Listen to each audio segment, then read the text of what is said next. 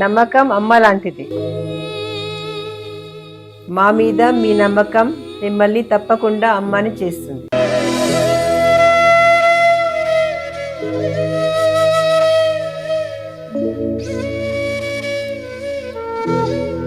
నేడు ఎంతో మంది మా మీద నమ్మకంతో అమ్మాయారు.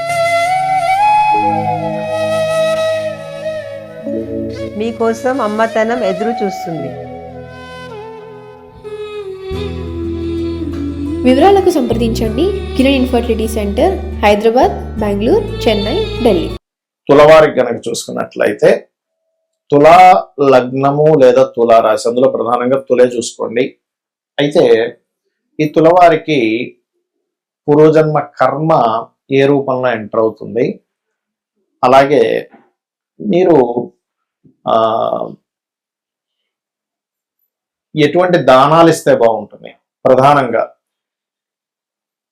ఇవన్నీ కనుక చూసుకున్నట్లయితే ఏ దేవత కూడా అనేటువంటిది ఉంటుంది. అయితే ఇక్కడ ఈ యొక్క అంశాలు చెప్తుంది నేనైనప్పటికీ చెప్పిస్తుంది సాక్షాత్ లలిత అమ్మవారిగా భావిస్తూ, ప్రధానంగా మీకు ఏంటంటే కమ్యూనికేట్ చేసేటువంటి విషయంలో గురువులతోని లేదా మీరే ఒక గురువుగా ఉన్నారు, లేకపోతే ఇక్కడ ఎందుకంటే గురువు ప్రధానంగా ఈ 3rd and 6th లార్డ్షిప్ రావడం వల్ల మీ లగ్నానికి బాగా పాపవుతాడు. చంద్రుడు అవ్వడికి మన బుధుడు అవ్వడు, ఇక్కడ 9వ అధిపతి అవ్వడు, కానీ 9వ స్థానంలో కనుక గురువు ఉంటే మరింత ఎక్కువ పాప ఫలితాలు ఇస్తారు ఇక్కడ ఈ తులా లగ్నం వారికి. కాబట్టి మీరు ఏం చేయాలి, ఎవరితోనైనా మీరు ఎవరికైనా మధ్యవర్తిత్వంగా వెళ్ళడం, అప్పు ఇచ్చే విషయంలో మధ్యవర్తిత్వంగా ఉండి అప్పుల విషయంలో ఉండడం, లేదా ఒక్కొక్కసారి మనం వాళ్ళకి ఏదో ఫేవర్ చేద్దామని వెళ్ళి మనం ఏదో మంచి గైడ్ చేద్దాం, మంచి ఫేవర్ చేద్దామని వెళ్ళి మనం ఇరుక్కోవడం జరుగుతూ ఉంటుంది తులాలగ్నం వారికి. బట్ తులాలగ్నంలో ఉండేటువంటి బ్యూటీ ఏమిటి అంటే వాళ్ళలో ఒక బ్యాలెన్సింగ్ మైండ్ చాలా చక్కగా ఉంటుంది. ఏ విషయాన్నైనా కూడా చాలా చక్కగా బ్యాలెన్స్ చేసుకోగలుగుతారు, విషయాలను చాలా అంటే చాలా బాగా చేసుకోగలుగుతారు, అందులో ఎటువంటి సందేహం లేదు. కాకపోతే ఈ ఒక్క విషయం దగ్గరికి వచ్చేసరికి పూర్వజన్మ కర్మ కదా, కాబట్టి ఇలా అవుతుంది. సమ్ టైమ్స్ అధికారులతోని మరియు తండ్రి వారసవాళ్ళతోని తండ్రితోని సమ్ టైమ్స్ తులవారు చేసే పెద్ద బ్లండర్ మిస్టేక్ ఏంటంటే ఏదో పెద్ద మొత్తంలో డబ్బులు వచ్చేస్తాయి, ఒకటేసారి నేను ఓవర్ నైట్ ఒక స్టార్ అయిపోతానని దీంతో కూడా ఒక్కోసారి రాంగ్ స్టెప్స్ పడుతూ ఉంటాయి. సడన్ గా ఎవరికో డబ్బులు ఇవ్వడం, లేకపోతే ఇట్లాంటివన్నీ రాంగ్ స్టెప్స్ పడుతూ ఉంటాయి. కానీ వీళ్ళు ఏం చేయాలి, శనగలు గోధుమలు దానంగా ఇవ్వాలి. గోవులకి అరటికాయలు అండ్ గోధుమలు దానంగా ఇస్తూ ఉన్నారు. అరటికాయలు అంటే గోధుమ రవ్వ తినిపించండి. దానమేమో శనగలు గోధుమలు, అరటికాయలు గోధుమ రవ్వ తినిపించవచ్చు గోవులకి. అండ్ అలాగే ఇంకొక విషయం ఏంటంటే మీరు వీలైనంత మట్టుకు అధికారులతో మాట్లాడేటప్పుడు, టీచర్స్తోని లేదా పౌరహిత్యం చేసేవాళ్ళు, స్పిరిచువల్ రంగాల్లో ఉండే వారితో మాట్లాడేటప్పుడు, వాళ్ళతో రిలేషన్స్ పెట్టుకునేటప్పుడు, వాళ్ళతో కమ్యూనికేట్ చేసేటప్పుడు జాగ్రత్తగా కనుక ఉండగలిగితే అందులో ప్రధానంగా గురు ఆదివారాలు మరింత బాగుంటుంది.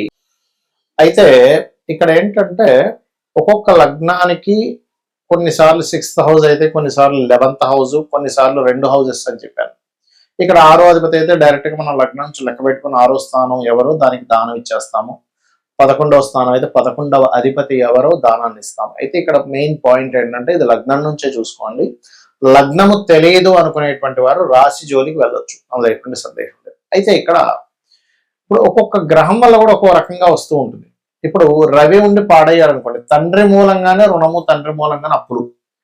అదే రవి ఉండి బాగున్నాడు, ఎగ్జాల్టెడ్ హౌస్ అయింది అది. అంటే ఉదాహరణకి ఎలా అంటే ఇప్పుడు వృశ్చిక లగ్నం అయింది అనుకోండి, వృశ్చిక లగ్నానికి 6th హౌస్ లో రవి ఎగ్జాల్టెడ్, పాడవలేదు. అప్పుడేమవుతుంది, ఆయన వల్లనే మీకు బాగుంటుంది కూడా లైఫ్, ఆయన సపోర్ట్ వల్లే బాగుంటుంది. ఇక్కడ ఎంతసేపు రుణము అంటే మనం రుణపడి ఉన్నామా, మనకు రుణపడి ఉన్నారా ఈజ్ మోస్ట్ ఇంపార్టెంట్ థింగ్.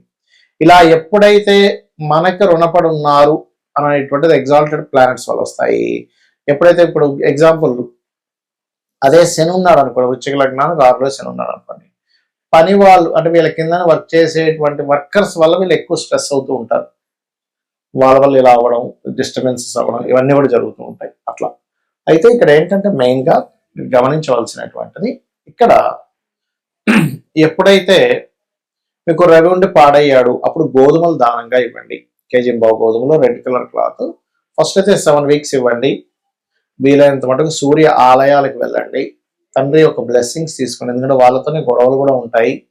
వాళ్ళ మూలంగానే లేదా వాళ్ళ బంధువర్గం మూలంగానే వస్తూ ఉంటారు. అయితే బంధువర్గం మూలంగా రావాలంటే ఎక్కువగా బుధుడు పాడవాలి 6వ స్థానంలో.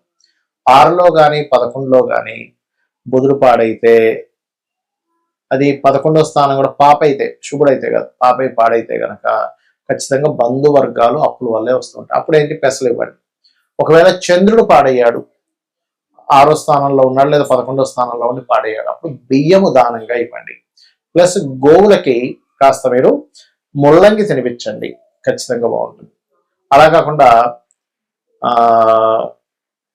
కుజుడు పాడయ్యాడు అనుకోండి, కుజుడు ఎక్కడ పాడవుతాడు, కర్కాటకంలో పాడవుతాడు. అంటే కుంభలగ్నం వాళ్ళకి అవుతుంది కుజుడు మెయిన్ గా పాడవడం. లేదా పాపగ్రహాలతో కలిసి ఉంటే, అది ఎనీ లగ్న 6th house లో కనుక పాపగ్రహాలతో కలిసి ఉన్నాడు కుజుడు, దాన్ని ఆటోమేటిక్ గా పాడైనట్టు అర్థం. ఒక్కొక్కసారి డైరెక్ట్ గా కలవు గ్రహాలు, ఇండైరెక్ట్ గా. ఒక్కోసారి ఎలా అంటే, ఇప్పుడు కుంభలగ్నం వారికి సర్వసాధారణంగానే మనకి ఈ చంద్రుడు 6వ అధిపతి అవుతాడు, సో సలిత ఉంటుంది.